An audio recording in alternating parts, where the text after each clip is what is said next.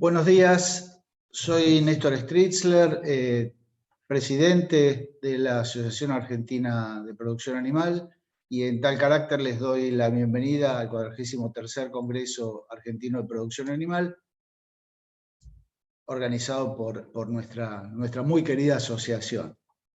Lo primero que quería decir, bueno, hay que mencionar necesariamente las dificultades del año que estamos transcurriendo, no solamente para la asociación, sino para todos nosotros. Estamos viviendo una situación tan particular que ha sido el eje de nuestra vida en estos días y en este año completo. Y esperemos termine pronto. Piensen nomás que teníamos que estar hoy en Santiago del Estero como para tener una idea de cuánta influencia ha tenido esto sobre nuestras actividades. En este contexto tuvimos que hacer un congreso distinto, que es el que estamos iniciando hoy, y en este sentido yo quiero agradecer en principio a la comisión directiva que me ha acompañado durante todo este primer año de gestión, porque se ha cargado al hombro este congreso. Obviamente no lo podíamos hacer en ningún lugar y lo hicimos en este no lugar. Y este no lugar es consecuencia del extraordinario trabajo que ha hecho una muy buena parte de la comisión directiva, que se transforma en comisión organizadora del Congreso y organiza justamente este congreso. En ese sentido yo quiero particularizar este agradecimiento en el doctor Sebastián Munilla, quien es a la vez vicepresidente de la asociación y presidente de la comisión organizadora. Sebastián ha hecho un trabajo estupendo, liderando un grupo también estupendo, y quería hacer explícito el agradecimiento a Sebastián porque ha hecho una tarea soberbia. Bueno, el Congreso, que es justamente hoy el Congreso número 43, ha ido cambiando en su enfoque después de 52 años de Asociación Argentina de Producción Animal. Tenemos una asociación completamente distinta y tenemos una asociación que ha cambiado justamente el enfoque a la luz de las nuevas actividades que nos van modificando los enfoques de la asociación. Hoy ya no es más una asociación exclusivamente de producción animal. Sabemos que tenemos tantas actividades conexas y tantas disciplinas conexas que la producción animal es el eje de nuestro trabajo, pero también trabajamos en otras disciplinas como el cuidado del ambiente. Trabajamos muchos de nuestros profesionales trabajan en bienestar animal, trabajan en enseñanza de la producción animal, fundamentalmente en ámbitos universitarios.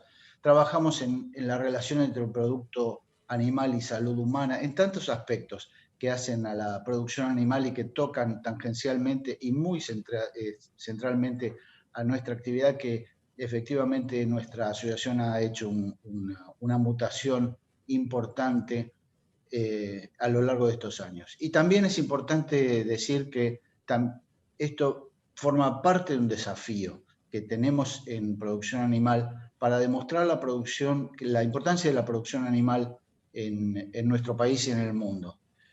Sabemos que hay muchos grupos que cuestionan a la producción animal, y es nuestro deber, es nuestra responsabilidad contrarrestar ese trabajo que están haciendo estas organizaciones y demostrar que se puede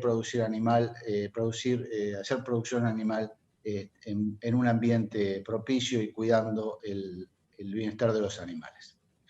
Finalmente yo quiero resaltar que durante estos 52 años de existencia, la Asociación Argentina de Producción Animal ha sido el lugar de recepción de muy buena ciencia. Y esto es importante resaltarlo. Es importante decir que la producción animal hace buena ciencia, que es importante que nuestra asociación continúe por este camino, que la utilización del método científico nos da a nosotros la seguridad de los resultados. Se va a ver en este congreso resultados de nuestros trabajos en todo el ámbito del país, excelentes resultados, con un estándar de calidad muy, muy alto. Y esto es importante destacarlo, porque ese es el camino correcto para el desarrollo de nuestra asociación, pero más allá de nuestra asociación, es una contribución a nuestro país que debemos resaltar su importancia y su rol decisivo nuevamente en el desarrollo de nuestro país. Bueno, con estas pocas palabras quiero nuevamente darles la bienvenida al Congreso y pasarle la palabra a quien ha sido el gran constructor de este Congreso, Sebastián Monilla. Muchísimas gracias. Bueno, Néstor, muchísimas gracias por tu palabra. A mí me toca la grata tarea de trasladar este agradecimiento que me haces a mí, al equipo de gente y las organizaciones que han colaborado con hacer realidad este objetivo, que es el objetivo que en definitiva nos nuclea en primer lugar como institución, que es el de ofrecer el espacio donde la ciencia y la tecnología aplicadas a la producción animal se dan cita.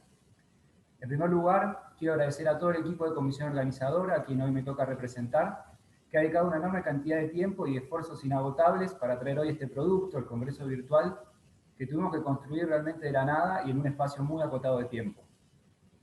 Quiero incluir en este agradecimiento al Comité Científico y Técnico de la AAPA, conformado por los referentes de las diferentes secciones temáticas, que también se han puesto al hombro la organización de los contenidos de las secciones y han tenido que coordinar, con la ayuda de una gran cantidad de árbitros, la revisión de un número récord de trabajos que se han presentado a este Congreso. En segundo lugar, quiero agradecer muy especialmente a la Sociedad Rural Argentina, quien ha colaborado desde el primer minuto con la Comisión Organizadora en el desarrollo de la plataforma desde donde hoy ustedes accedieron a esta transmisión, desde donde tendrán acceso a todos los recursos vinculados a este Congreso y esperamos también donde puedan vehiculizar el contacto con sus colegas. La Sociedad Rural Argentina, a través de su campus virtual, nos dio un apoyo invalorable que refuerza los lazos de amistad que unen a estas dos instituciones. Dentro de la Comisión Organizadora hacíamos referencia a esta plataforma justamente como el lobby del hotel, pero paralelamente también tuvimos que habilitar salones virtuales a donde se desarrollarían las actividades, y esto involucra no solo el empleo de la herramienta de Zoom, que hoy nos permite a tantas personas estar simultáneamente conectadas, sino también y fundamentalmente su operación técnica.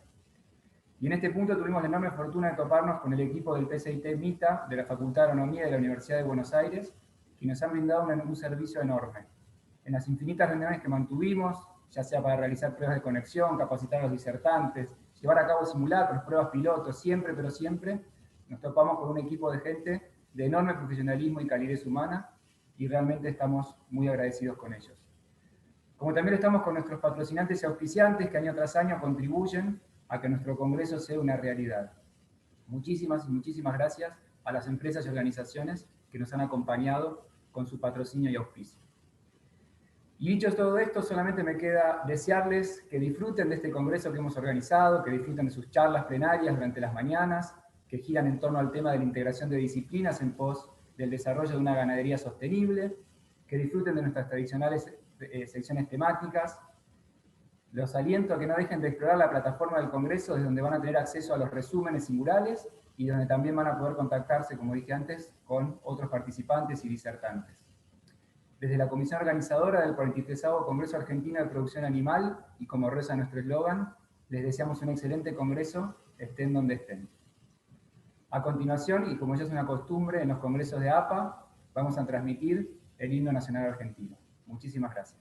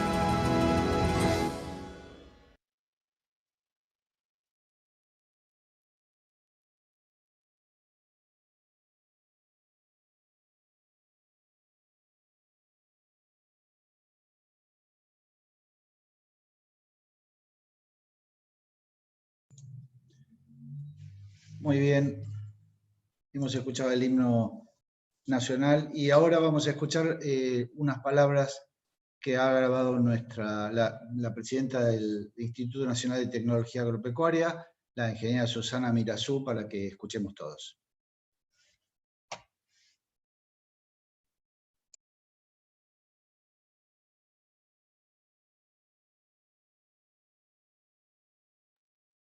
Buenas tardes a todas y todos. Con mucho orgullo y entusiasmo quiero extenderles un saludo afectuoso en representación del Instituto Nacional de Tecnología Agropecuaria para así dar inicio a este 43º Congreso Argentino de Producción Animal. El INTA ha tenido la valiosa tarea de acompañar a la Asociación Argentina de Producción Animal como un socio permanente en distintos años y contextos. Y en este 2020 la coyuntura mundial ha sido afectada por la pandemia del COVID-19 y nos plantea el doble desafío de asumir con responsabilidad el futuro y la necesidad de debatir acerca de los sistemas de producción sostenibles demandados por la sociedad, ya que es una labor indispensable para lograr una integración de disciplinas, aportando al desarrollo inclusivo, a la generación de valor agregado y valor agregado en origen de las producciones, con salud ambiental y hacia la equidad territorial y social. En ese sentido, les deseo éxitos, les mando nuevamente los saludos al Congreso y a los organizadores en las mesas de diálogo y a todos los participantes de este importante evento. Tengan muy buena jornada. Muchas gracias. Buenas tardes.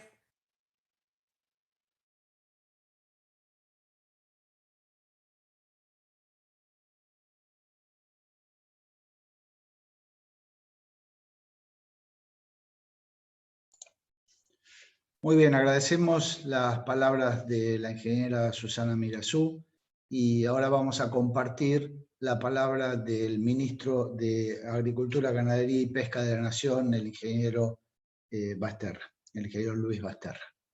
Por favor.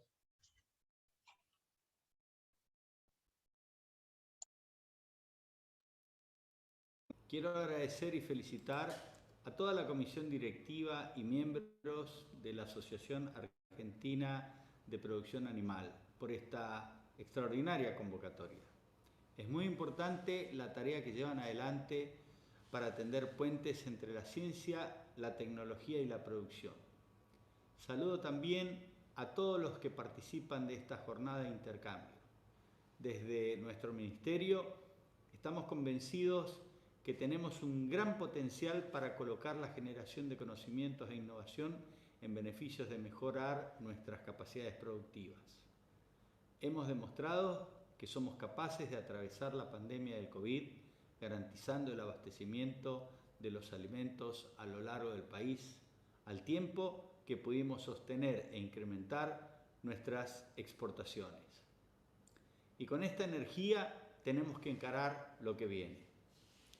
Quiero felicitar a todo el complejo pecuario argentino porque avanzamos con todos los resguardos y cuidados necesarios, logrando posicionarnos como el 6º país productor y 5º exportador de carne vacuna en el mundo. Seguimos fortaleciéndonos como el 2º del Mercosur. También aumentamos la faena en carnes bovinas, lo que nos ha permitido exportar más, pero también mantener la demanda interna. Nuestros productos son valorados y requeridos en el mundo por su calidad, genética, variedad, por el cumplimiento de las normas de bienestar animal y por contar con un estatus sanitario gestionado bajo sistemas de monitoreo y prevención continuos. Es por ello que tenemos que seguir aportando valor a nuestras cadenas productivas. Los consumidores requieren cada vez más información de lo que consumen y de cómo se produce. En este sentido, hay un gran camino por recorrer para posicionarnos en mercados de nicho, ya que nuestro país tiene todas las condiciones para proveer al mundo de carne bovina, certificando calidad, asegurando trazabilidad. Es central que sigamos motorizando la generación de empleo, que podamos lograr un desarrollo cada día más sustentable y que aprovechemos todos los avances tecnológicos que nos permitan optimizar los procesos productivos y la utilización de nuestro suelo. El complejo ganadero, que abarca desde la carne, la leche, producción de huevos, lana, subproductos, tiene la necesidad de innovar con nuevas tecnologías para mejorar la productividad, la gestión y el manejo, a la vez generando redes para conectar las demandas con soluciones en los distintos eslabones que lo componen. En esta dirección, para tomar las mejores decisiones, es necesario que nos escuchemos y compartamos las experiencias, reconociendo las particularidades y necesidades de cada sector y encontrando los puntos que tenemos en común. Quiero agradecer nuevamente por la invitación y felicitarlos por sostener iniciativas como esta. Saludos a todos los productores y productoras, representantes internacionales, docentes y estudiantes de nuestras universidades nacionales y a todos y todas las participantes de las jornadas, esperando que el diálogo de estos días sea fructífero y nos permita seguir mirando hacia adelante.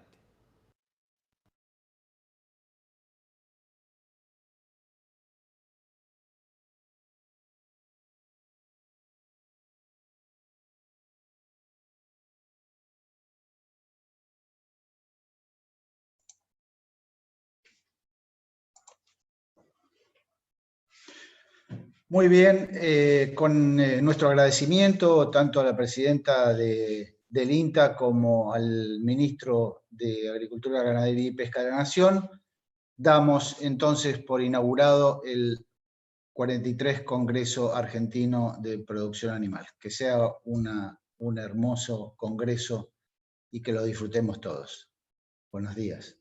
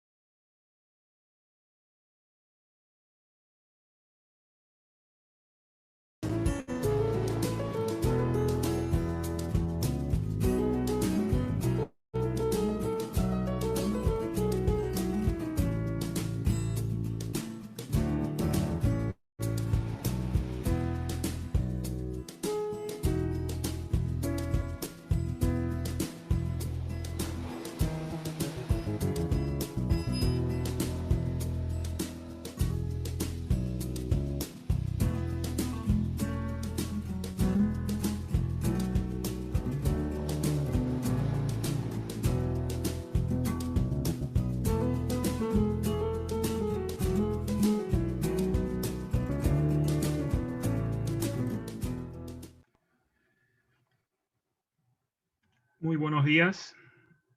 Es un honor para mí haber recibido esta invitación de la APA para presentar al orador de la charla inaugural de su 43 Congreso anual. El doctor John Pollak es un mejorador animal de formación, nativo de Maine en los Estados Unidos, para luego criarse en el estado lechero de New York. Su formación académica se realizó en 2 de las escuelas clásicas de la mejora genética animal. Su licenciatura es en 1969 en Cornell University y su doctorado en Iowa State University en 1975. El doctor Pollak comenzó su carrera profesional como profesor adjunto en la Universidad de California en Davis y en 1980 vuelve a Cornell como profesor asociado. Allí realizó aportes sustantivos a los programas de mejora genética en hacienda de carne, tanto con su investigación como con el liderazgo de la evaluación genética en la raza Simmental en los Estados Unidos, siendo ambas tareas en estrecha colaboración con el famosísimo y bien ponderado doctor Richard Quast. En 1984 fue distinguido por la sección noreste de la Asociación Americana de Producción Animal con el reconocimiento al investigador joven del año. Publicó numerosos artículos científicos en revistas internacionales de relieve, la gran mayoría relacionados con el mejoramiento genético en la producción de bovinos de carne. Personalmente, tuve el placer de ser invitado por él para realizar una estadía en Cornell en enero de 1997, donde tomé el modelo cooperativo entre asociaciones de creadores y universidades, fuertemente desarrollado por Quasi y Pollak, para desarrollar la evaluación genética, de donde resultan programas en Argentina como el ERBRA o el PECBRA. Ya en este milenio, el doctor John Pollak pasó a ser director de Clay Center, el centro de investigación en hacienda de carne más grande e importante del mundo. Luego de jubilarse en 2017, asume la coordinación de la Iniciativa para los Sistemas Integrados de Carne de la Universidad de Nebraska. Y en unos instantes, el doctor Pollak disertará sobre algunas de las preocupaciones de la sociedad sobre la producción de carne sustentable. Bien, entonces vamos a dar paso a la disertación del doctor Pollak.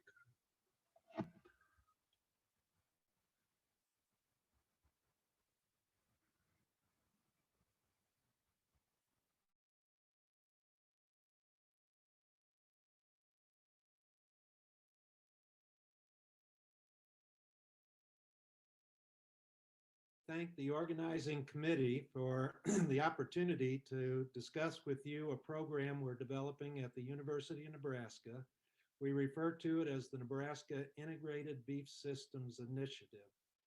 This program is designed to address sustainable beef production while keeping in mind societal concerns that exist in terms of producing beef in the United States. In this presentation, I'll talk a little bit about the sustainability issues and activities in the U.S., some motivation for our creating this program, a little bit of a discussion on beef systems and why Nebraska, and then I'll talk about the philosophy we use to develop the initiative and some examples of research that we are engaged in under the framework of the Nebraska Beef Systems Initiative. If you look at sustainable beef production, we have adopted the industry's definition of sustainability. This definition was put forth by the National Cattlemen's Beef Association, and it refers to being economically viable, socially responsible, and environmentally friendly as being the three legs of the stool for sustainability. Several years ago, the National Cattlemen's Beef Association launched an industry-wide life cycle analysis. This was the first of its kind in terms of trying to look at the footprints of a particular industry all at the same time. This morphed into the U.S. Roundtable for Sustainable Beef. This is a multi-stakeholder initiative which includes not only producers, but government and non-government organizations, retailers, industry support industries, and they come together with a common agenda of communicating continuous improvement and sustainability in U.S. beef.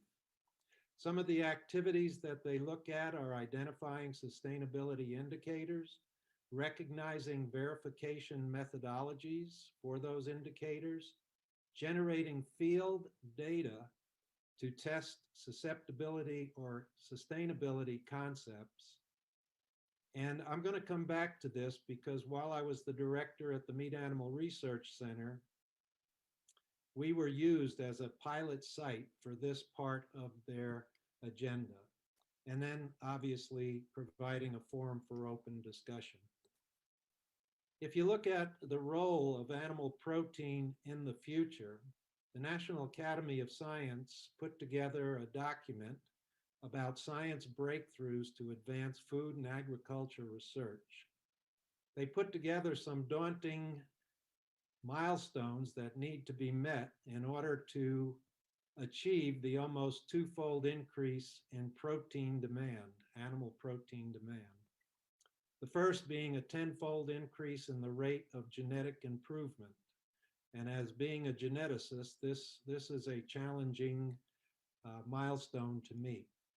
The second was the development of precise livestock production systems. So the thought process as being evolved towards looking at production agriculture in a systems context. When looking at the potential breakthroughs, a systems approach to understand the nature of interactions among the different elements of production was going to be one of the important components. The development of precision management tools, field deployable sensors and biosensors that will help in both animal production, crop production, as well as monitoring the environments in which those production enterprises exist. The application and integration of data science, software tools, and systems models. The industry, such as beef, has a lot of data that's collected, but does not truly leverage that data to its best advantage, and we'll talk about that a little bit later on. Establish incentives to the use of genomics and precision breeding. This goes to the objective of increasing the rate of genetic progress in all of our commodities, and then understanding the relevance of the microbiome.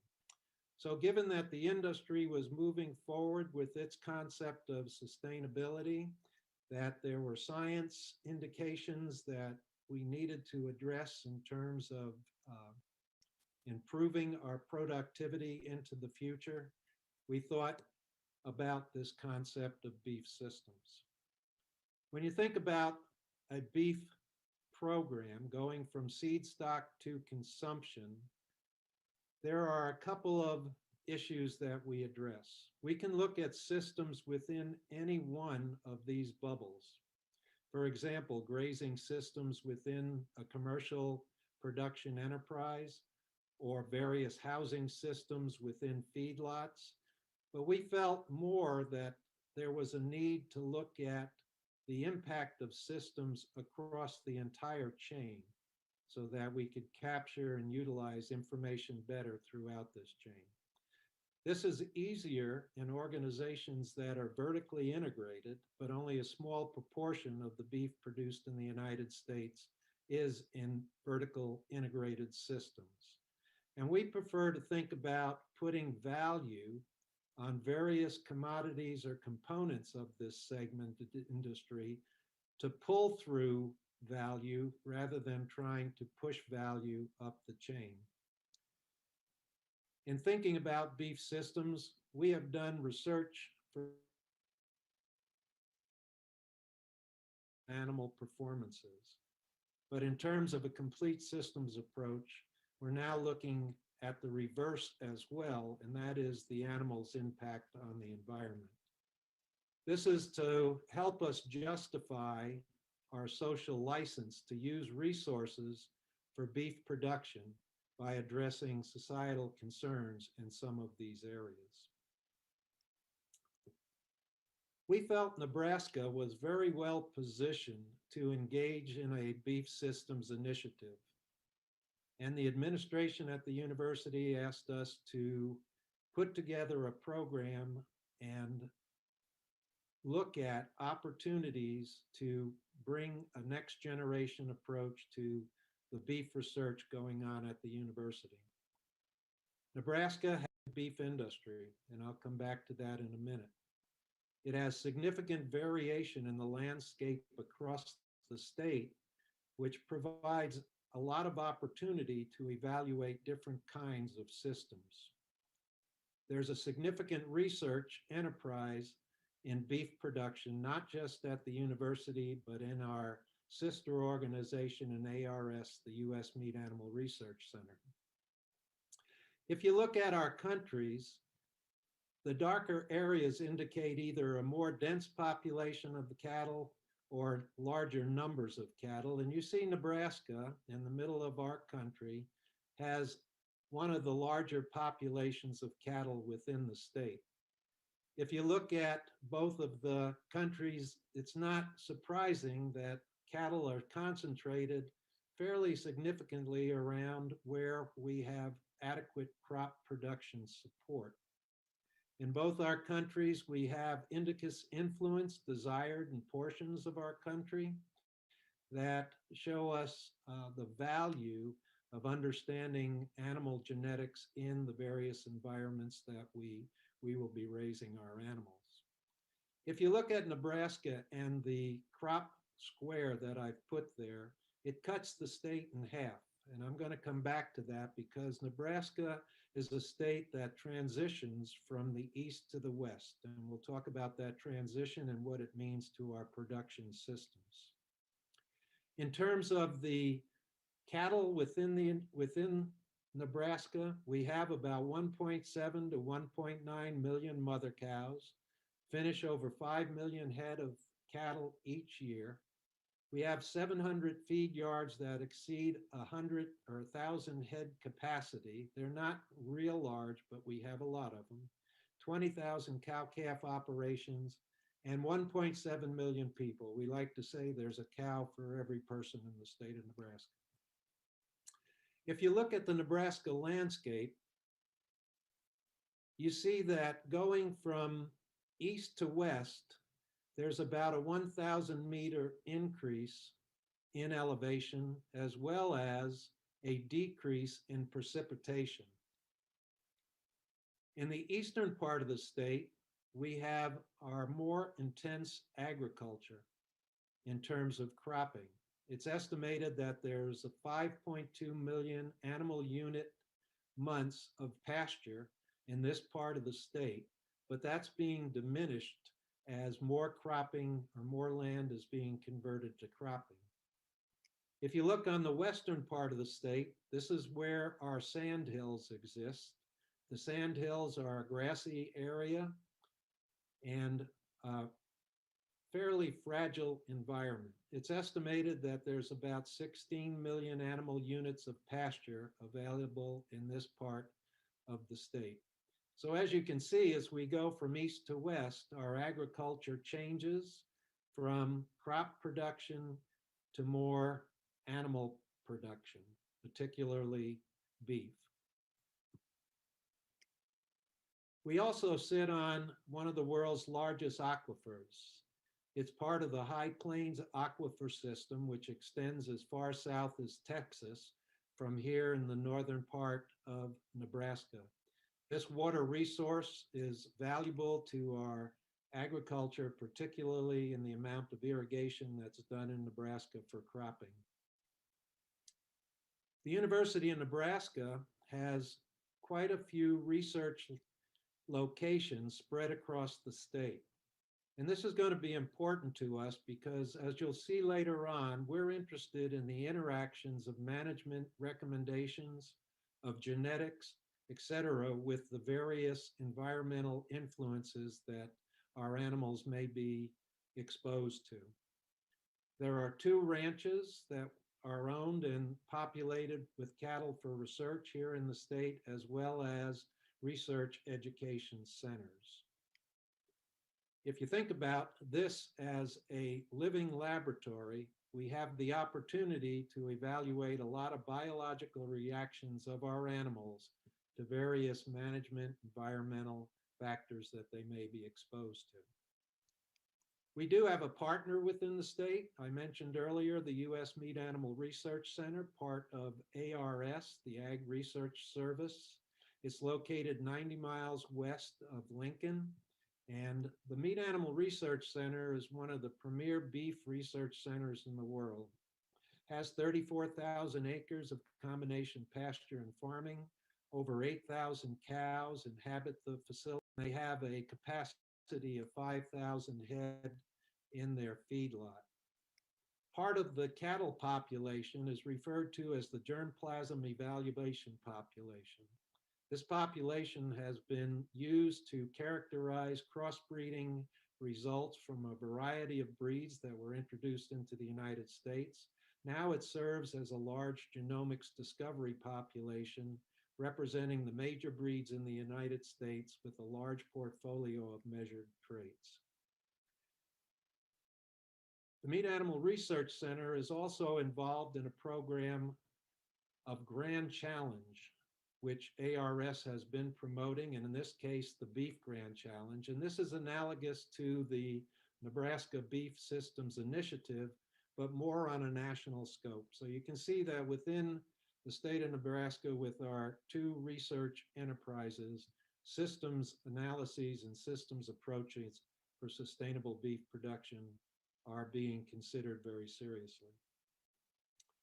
There's an excellent foundation of research and talent here in the state of Nebraska, 50 university positions across multiple departments, 30 at the Meat Animal Research Center across disciplines.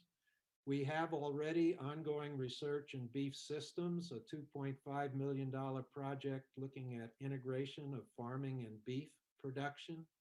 Significant research populations, as I mentioned, across environments, and excellent facilities represented across those environments.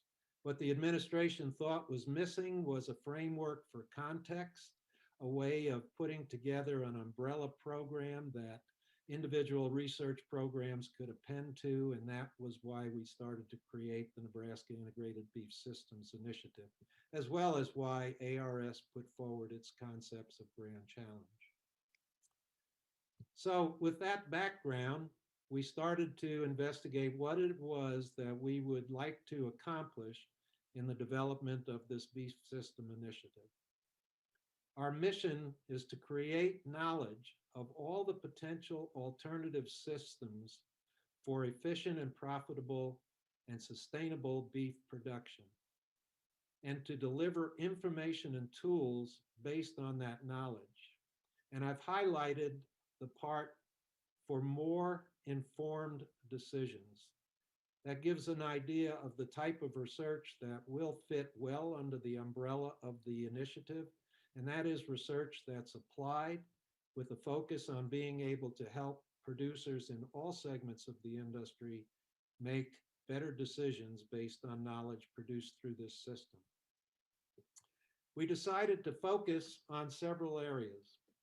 One of them is this concept of GEMS, and I'll cover that in more detail later, but it's looking at genetic by environment, by management interactions, considering the interaction with social concerns on how we produce our animals. We're also focused on the value and use of information.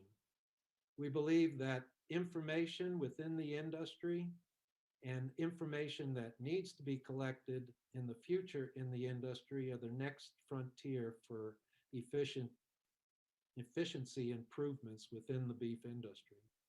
Development, testing, and adoption of precision management theory is an area that we've focused on. We've hired 2 people at the university to start developing that theory and technology, and then developing industry partnerships to expedite transfer technology as well as that knowledge. And I'll give you an example of a partnership that we've engaged in to start that process in one component of our program.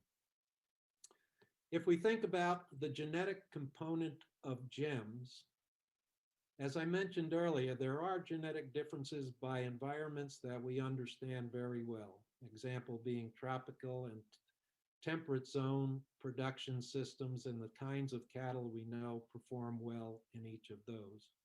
Within breeds, we do have some interactions that we know about. For example, here we have an issue with high altitude disease, where certain strains of cattle within a breed are more susceptible to this particular disease when they're up in high altitudes and not affected or showing any signs of disease when they're at lower altitudes. But that's not the type of genetics that we're interested in looking at in our interactions and going forward. Our focus is going to be more on genomics for the genetic component of GEMS, and that capitalizes on all the technology developments that's occurred in the area of genomics over the last couple of years. Except we're more interested in looking at utilization and identification of causal variants. We believe that that will be a much more fruitful approach to looking at the role of genetics as it interacts with environments and managements than using standardized chips that serve simply as markers. When I was at the center, we started a program of sequencing all of the major bulls that came through AI into our program. And at the time that this publication came out, we had 270 of the germplasm evaluation bulls sequenced, and that led the scientists to identify about 160,000 variants that they considered interesting. These were variants not only in the genes themselves, but also in potential regulatory areas. We looked at the idea of whether or not smaller panels of variants that were identified as important could be as effective as using some of the larger panels that are out there marking regions of the genome. In that first line, there's 333,000 rather SNPs that were utilized from the F250. The F250 is a panel of functional variants with a subset of the historical 50K panel. And on that F250, there were 33,000 of the 50K. The significant effect SNPs, the 279 in the next line, were SNPs that were identified as being significant for birth weight in an analysis of the germplasm evaluation population. And as you can see, the smaller panel focusing more on the functional variants that were investigated was as good as the larger panel in that case.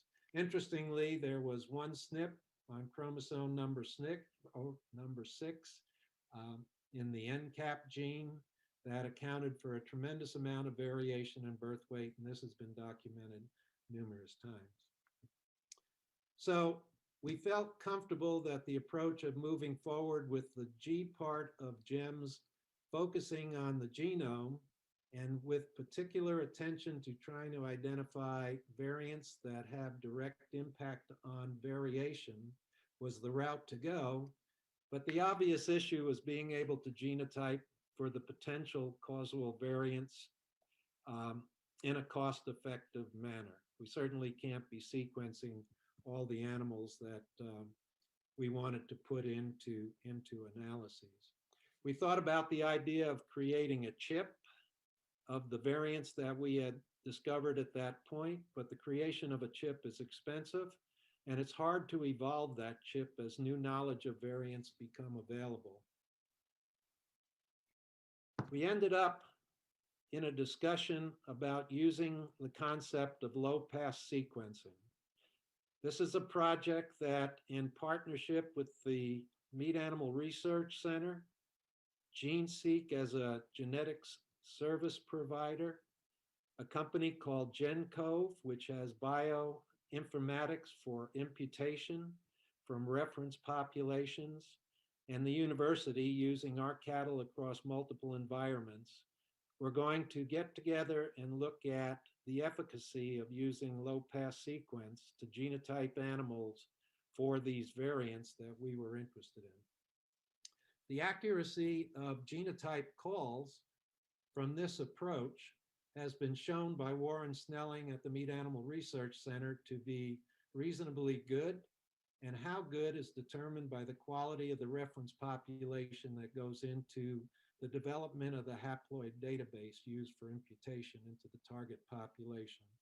So as that reference population matures, the accuracy of this kind of genotyping call will improve with time. If you think about the value of information and the genetic information that we talked about in the previous slide would be one component of information we're interested in looking at. And you go across the segments of the industry from seed stock to retail, there are a lot of examples of how we can assess value. There's value in knowing health information of an animal through its history as it goes through this system. There's value in knowing treatments or vaccination protocols that animals are exposed to. And there's value in the genomic information as it moves forward. What we find, however, is that there are a lot of data collected in various segments of the industry for the benefit of the entire industry. And one way to leverage that information is to actually capture it and bring it back into a genetic evaluation.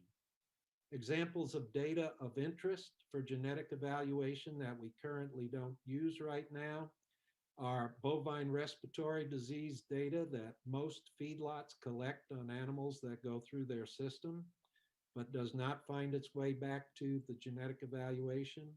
Dark cutters in the presence of liver abscesses at the processing phase. Color stability of the product at the retail market are other phenotypes that have value in terms of possible genetic selection for if that information found its way back to a genetic evaluation. Going in the other direction, there's value in information in terms of management decisions. And if we take information that's created early in the system and move it forward in decision support tools, we feel there's a tremendous amount of efficiency that can be garnered from that kind of an approach. The question is how to value the information within each component of the segment, demonstrate that value in terms of return on investment, and then get the appropriate investment by each segment of the industry to adopt the strategy of information sharing. And that's going to be a component of one of the projects we're doing. If we're looking at the environment and the management component of GEMS, I mentioned there is already a project underway. It was funded by the Foundation for Food and Agriculture Research with matching dollars from the university. And this is looking at integration of cattle enterprises into a crop production system. Recalling that on the eastern part of our state, we are losing pasture lands to farming lands. And there is a tremendous opportunity to increase the number of cattle there if there were systems developed that allowed for integration of those cattle into cropping programs. Some of the areas of investigation in this particular project are to examine cover crops or alternative crops and corn residue in grazing systems within the farm operation. But many of our farmers have raised questions about the impact of grazing animals on subsequent year crop production and on the soil properties in the environments that those animals graze. So this became components of these studies to take an examination of those types of systems and impacts. In one of the projects that went on for 3 to 4 years of grazing, there was a comparison of doing nothing with the crop residue, baling it, or grazing it. And in that particular study, the focus was on the subsequent year productivity of those acreage that were either grazed or baled. And in those studies, in the environments that we looked at, that were looked at in this particular study, there was no reduction in crop production in those environments. If you looked at the impact on soil properties, grazing itself was found to not have much impact on soil health indicators. Baling, which removes a lot more of the residue from the acreage than grazing does, did have some effect on wind erosion risk and near surface water content. But in general, residue grazing can be a more sustainable practice than baling. One of the important outcomes we felt of identifying a way to integrate cattle into a farming operation was that it's an opportunity for the children of those farmers to come back to the property and have an enterprise that was independent in some respects from the actual farming enterprise, so that there was a way of getting offspring back onto the property. And we'll see under social concerns, next generation farming and ranching is a concern in terms of turnover in our production populations. If we turn to the societal components, I think for the most part, if you were to talk to people in the industry about societal concerns, most people would focus on things like animal well-being, antimicrobial resistance. All of those are important concerns, but we decided to take a broader look at society and put them into separate components. A very important component of society to us are our producers across all segments of the industry and the rural communities that those producers operate in and around. There's also consumers of our products. We interact directly with those consumers through the products we produce. And then there are the individual concerns that society has on our use of resources and our impact. By putting these into separate categories, we can develop different hypotheses and different strategies with a much broader approach to society than just worrying or just focusing on the concerns. If you think about the economic factors, sustaining rural culture is very important in a state like Nebraska, where on the western side of the state, there are very small communities, very spread out communities, and those communities are pretty well sustained by profitable beef production. So keeping the industry viable is an important component to keeping our rural culture viable. Next generation ranchers, I mentioned earlier, the ability to have new people enter into the system, replacing our aging population of producers is important, again, for sustaining the rural culture. But one of the more important areas of this component of our society is workforce development. The ability to make sure that there are individuals well-trained enough to be able to support production agriculture across all phases of our commodities. If we think about consumers as a societal component, there's a need to consider what consumer are we actually looking at.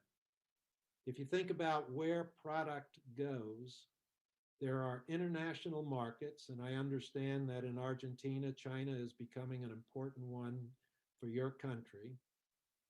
There's the restaurant trade that has a different requirement for product than the fast food trade. And then there is the resale consumer. So when we talk about meeting consumer needs, identifying what we have to address in each of those areas is important. But I think in general, you can say all of them have certain aspects in the desirability of our product that they want maintained. Obviously, there's a supply chain need, and we're seeing some issues with that under the pandemic, for example. They want a safe product and typically of high quality. More and more, there's a focus on the healthfulness of the product. And we did a project many years ago with Iowa State where we looked at the phenotypic and genetic variation associated with fatty acid distribution and iron content. And there is ample opportunity, if we could identify those phenotypes routinely, to make some changes in the distribution of those within our product. But above all, our consumers want affordability, which means efficient production to be able to keep the price structure of a product in line with their expectations. Social concerns are important, and there are many of them. I've listed a few here. Animal well-being. Are we treating our animals with the respect that the consumer desires to be seen with those animals? There's concern with our antimicrobial resistance that is being publicized more and more in this concept of one health between animals and humans. There's concern over our use of resources in our production system, and then there's the concern of the impact of our production systems on the environment.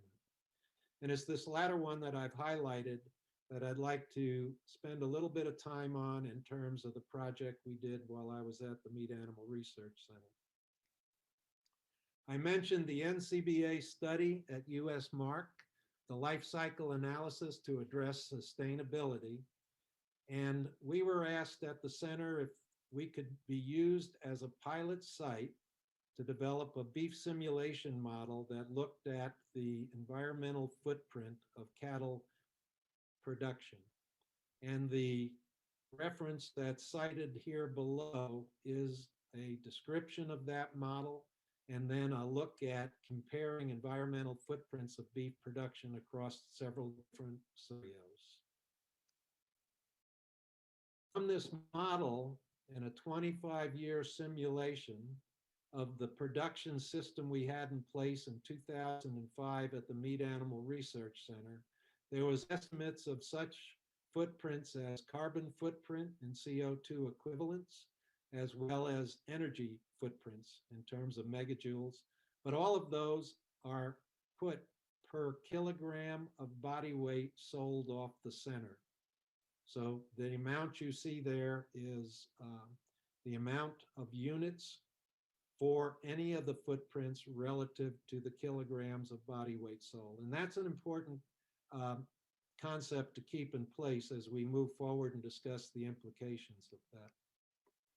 One thing we did in this study was to actually go back to 1970 in our records and files and pulled out the information needed to be able to run this model on the production system that was in existence in 1970, which includes the type of equipment we used, the number of animals, the type of feed that was utilized back then to sustain our populations.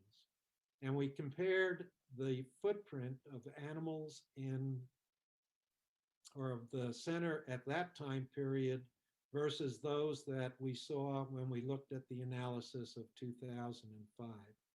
And one thing that came about this was our carbon footprint and our reactive nitrogen footprint both decreased over that time period. And there was no real effort or any kinds of measures or metrics used to try and decrease that. That was a result of the efficiencies that were garnered in the beef industry, and particularly at the center, over those 3 decades of research. The cost of production at the same time also decreased. And this altered my thinking about what is often viewed as a conflict between profitable production measures and societal concerns of how we're producing product. And if we go back and think about production improvements and societal concerns, consumer desires, we often think about them as antagonistic. But in fact, we need to change the narrative to start thinking about there are many production improvements that improve profitability that also address many of the consumer concerns, remembering that when we look at the footprint of a particular production system, it's the amount of units in whatever footprint we're looking at relative to the amount of product produced, or in this case, consumed. And we can go across the entire industry and start looking at many of the opportunities that we have to make profitable improvements. I'll list a few here in each segment. There's selection for feed efficiency. Obviously, successful selection for feed efficiency, particularly if we could measure it and select for it in our national cow herd, would have a tremendous impact on some of our footprints that we measure.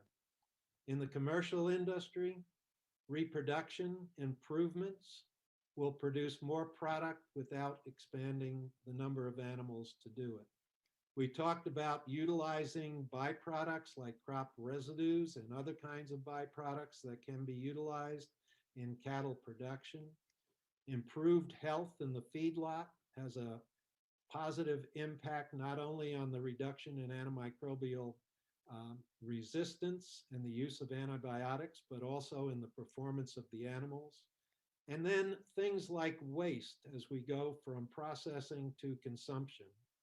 And part of that waste can be attributed to things like color stability as well as shelf life of our product.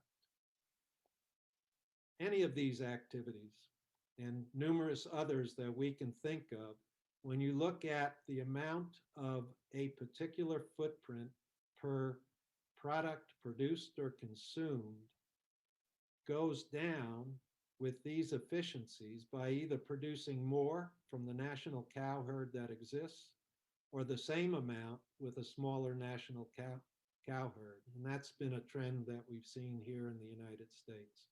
So again, looking at beef systems and the use of production improvements can be synergistic with improving our footprint in the eyes of consumers, and that's a narrative that we need to continue to improve on. So in summary, we've decided to address this concept of beef systems. The U.S. industry has adopted the challenge of a life cycle analysis with sustainability rather, and systems approaches that work on efficiency of production within and across segments we feel are needed in order to capture value and more efficiencies across those segments.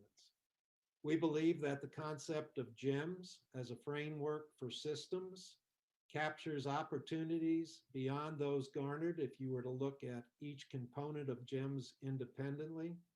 And certainly there's a necessity to focus our attention on how our management and genetic are viewed by our consumers, however we define them. Better utilization within the industry will achieve greater efficiencies. We believe this is the excellent fertile ground to evaluate, and a broader and comprehensive view of societal needs and concerns is warranted. The idea that there are more components of society that we need to address and different hypotheses under our systems approaches that need to be viewed depending on which component of the society we're looking to examine. And with that, I'd like to thank again the opportunity to address your association and entertain questions if there are any. Thank you very much.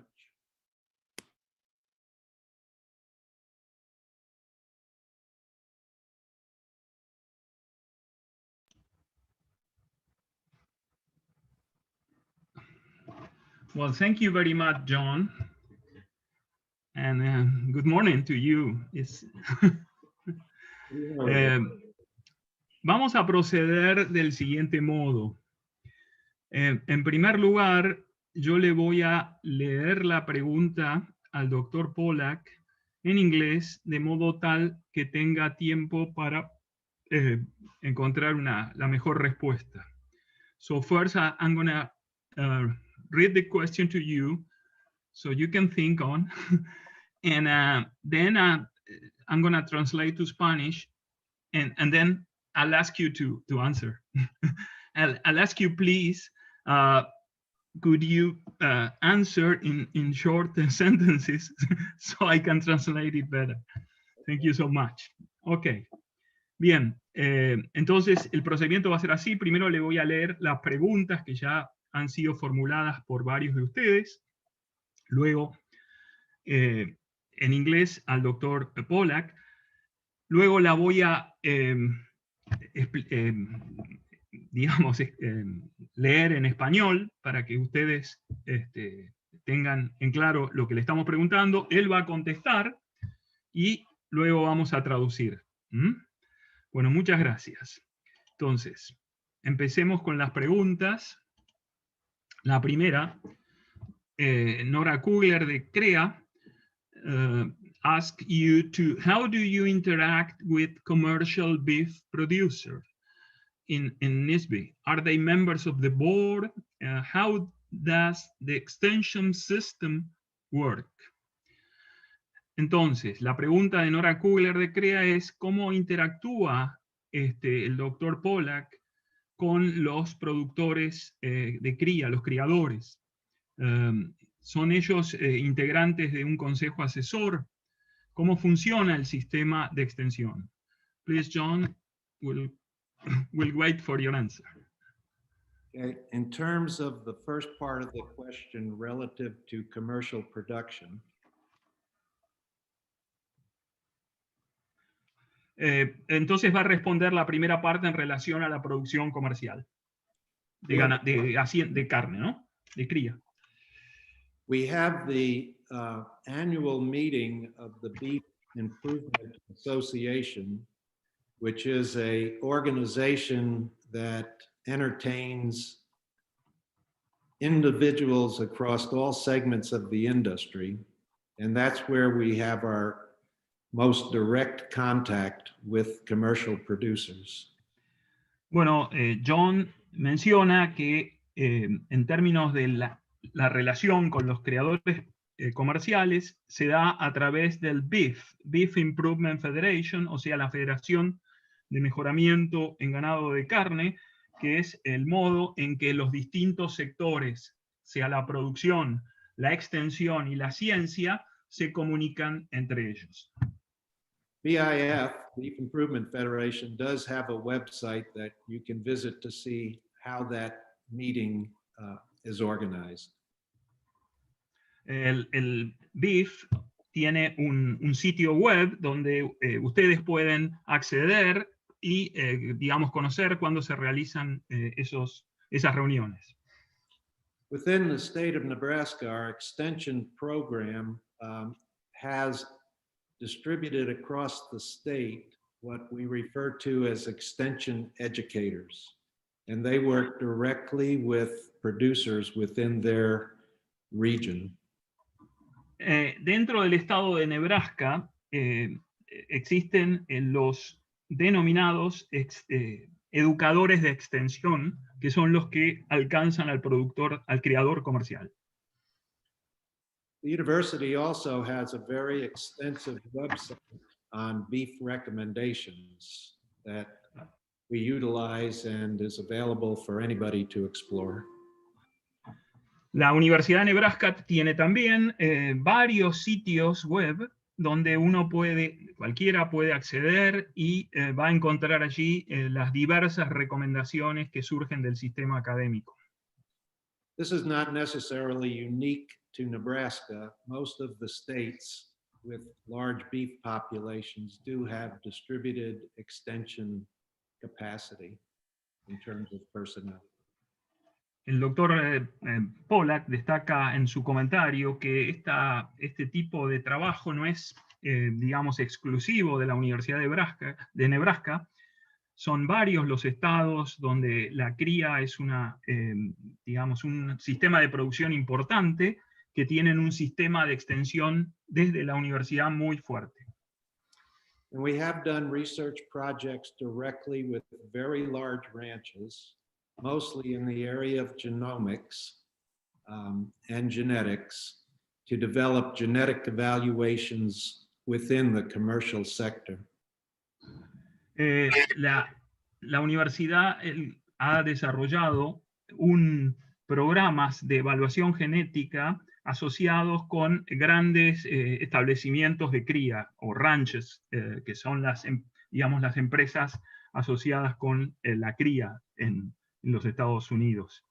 Y básicamente han trabajado en desarrollos con genómica y con evaluación genética, pero a nivel comercial. It was an excellent question because the commercial segment of our industry is not well organized, and that is an issue that needs to be addressed as we develop systems programs. Dice John que la pregunta fue excelente porque menciona que el sistema, los productores comerciales de cría no están muy organizados, y eso es una restricción para las políticas de mejoramiento en particular. Ok. Thank you, John. Bueno, tengo una segunda pregunta del doctor Sebastián Munilla de FAUBA CONICET. Y esto, and John, now we are moving to the breeding especially. Nos movemos ahora a la mejora genética en particular. Dice Munilla, pregunta, do you consider there is something wrong with the black box model of genetic evaluation? And what would be your opinion with regard to the criticism about the use of molecular markers, say, to unravel genetic quote-unquote architecture? Entonces, el doctor Munilla pregunta si considera que hay algo incorrecto o inapropiado en continuar utilizando el modelo de caja negra en las evaluaciones genéticas, y además pregunta cuál sería su opinión con respecto a las críticas sobre el uso de los SNPs o los marcadores moleculares para tratar de detectar lo que sería, entre comillas, la arquitectura genética de los caracteres de producción. Very challenging question. Una cuestión muy desafiante para contestar. We'll start with the black box. Empieza con el tema de la caja negra.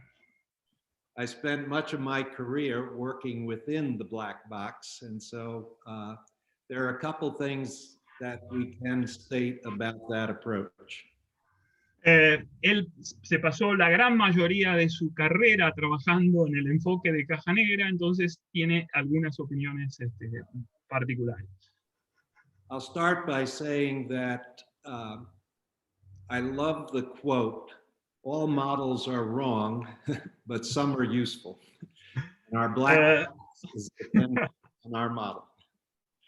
Ok, él menciona la famosa cita de George Box, el econometrista y estadístico, que dice que todos los modelos están equivocados, pero algunos son útiles. So as we worked through the development of genetic evaluation systems for the American Simmental Association, we paid particular attention to experimentation that looked at the efficacy of the evaluations we were producing.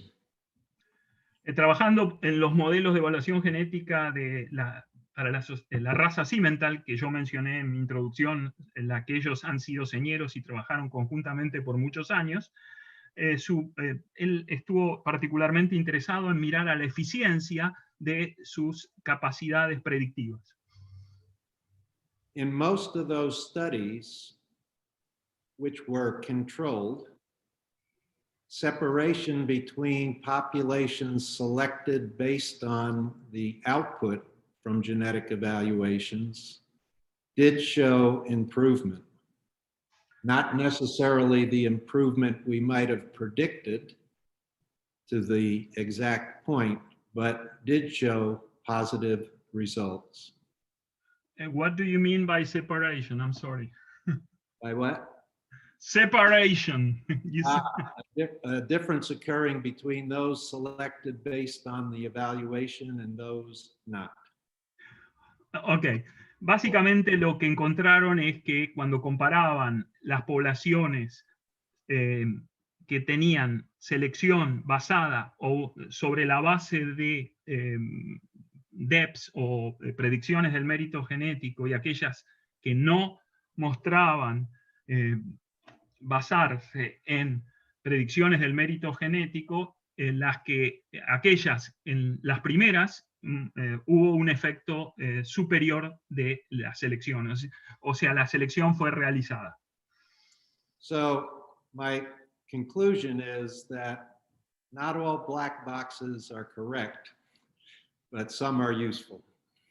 Entonces su conclusión es que no todas las cajas negras son correctas, pero algunas son útiles. Okay, yeah. Thank you so much. Well, as far as the genomic architecture, con relación a la arquitectura genómica, arquitectura genética, I've become a believer that that is an approach that will have value. Es un enfoque que tendrá valor. But our ability to this point of actually capturing that opportunity has been somewhat limited. Pero nuestra capacidad de detectar información o señales del genoma, llamémosle así, para, digamos, precisar sobre dónde está esa arquitectura genética ha sido hasta el momento muy limitada.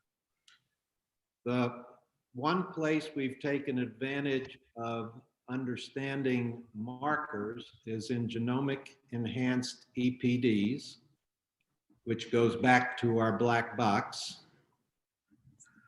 Básicamente el enfoque de, digamos, utilizar información de marcadores puntuales para, digamos, ha sido precisamente la caja negra a través de lo que se conocía como las predicciones enhanced, es decir, que resaltaban el uso de la genómica. But one of the reasons why I was insistent while at the Meat Animal Research Center that we engage in a very large sequence study was to try and move us closer to the biology of the traits relative to the genomics by having actual variant knowledge within the genome. So the idea being that you were looking for something that explained the biology. I don't get exactly what do you mean by the answer. So if we have a good portfolio of variants that we believe are impactful, we can study the biology of those genes from very basic traits to our more comprehensive phenotypes like weight. Ok, básicamente cuando él fue, digamos, director del USD, del Clay Center, insistió mucho en el trabajo sobre la varianza genética con relación a digamos, el grado de complejidad genético que tenía el carácter. Entonces, empezando con los caracteres donde digamos, la complejidad genética era menor, él trataba de, digamos, explicar mayor proporción de la variancia en relación a aquellos caracteres donde, digamos, la complejidad genética era mayor. Okay. Okay, thank you. Well, Another good question. Well, probably this would be the last one. Do programs such as 4-H and Future Farmers of America contribute to improve the vision of society on livestock production and to allow more young people to return to the field? Lo voy a traducir ahora. Los programas digamos, de juventudes como en Estados Unidos son de extensión en los jóvenes, como el 4H, y el de los futuros, llamémosle granjeros o también criadores, porque la palabra es más general, de los Estados Unidos, contribuyen a digamos, a mejorar la visión que la sociedad tiene sobre la producción ganadera y permitirían a más gente joven acercarse nuevamente al sector de producción de carne. Certainly those programs are very important to the communities to keep the young people in agriculture focused on the importance of agriculture to our society. Sí, estos programas son necesariamente, son útiles para acercar a los jóvenes al sistema de producción. But probably our biggest challenge now is working with the youth that are not in production agriculture. Pero sin embargo, lo que sí él considera importante es tratar de involucrarse más con la juventud que no participa de los programas, de estos programas de jóvenes productores. I think it is a global phenomena that fewer people are producing our food and fewer people are understanding the food production systems. Bueno, es un fenómeno mundial, piensa John, que cada vez menos gente está generando los alimentos o el sistema o involucrada en el sistema de producción de alimentos, y mucha menos gente aún entiende sobre cómo son producidos. So in order to have a system, a community and societal system that encourages people to go back to agriculture, there needs to be a better understanding of agriculture throughout society. And that's our grand challenge. Por lo tanto, él piensa que es importante que haya un mayor entendimiento, un mayor conocimiento de cómo funciona el sistema de producción en la sociedad. And saying that, I'd like to thank you, John. The time is over, and again, thank you so much for having us so early. Not a problem. I appreciate again being able to attend. Gracias a todos y muy buenos días. Continúa el Congreso.